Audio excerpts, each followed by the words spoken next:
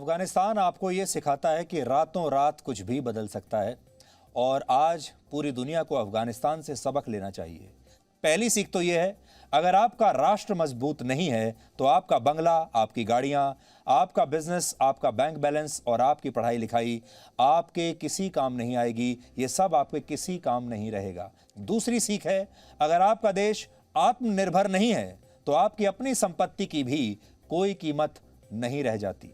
ये आपकी दूसरी सीख है, क्योंकि अगर आपका देश अफगानिस्तान की तरह बन गया जो दूसरे देशों की मदद पर आश्रित है, दूसरे देशों की सेना पर आश्रित है, तो फिर आपका भी यही हाल होगा। आप खुद कितनी भी संपत्ति कमा लीजिए, अगर आपकी सरकार में कड़े और बड़े फैसले लेने की ताकत नहीं है तो आपकी ताकत का भी कोई वजूद नहीं रहता। ऐसी स्थिति में आपको भी किसी दिन हवाई जहाज से लटक कर भागना पड़ सकता है। यह आपकी तीसरी सीख है।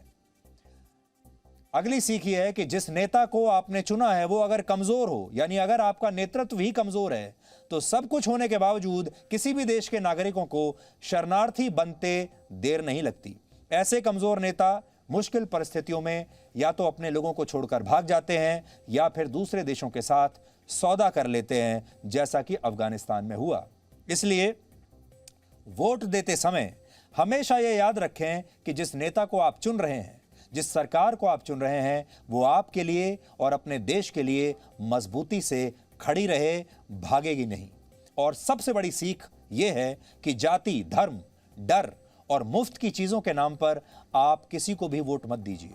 वोट अपने देश को मजबूत बनाने के लिए दीजिए। यह सीख अफगानिस्तान के इस संकट से आज भारत के हर नागरिक को लेनी चाहिए। जाति, धर्म ये सब बाद में आती हैं, मुफ्त की चीजें सब बाद में आता है। जब आपका देश बचेगा तब आप बचेंगे, वरना एक दिन आपको भी हवाई जहाज से लटक कर देश से भागने पर मजबूर होना पड़ेगा।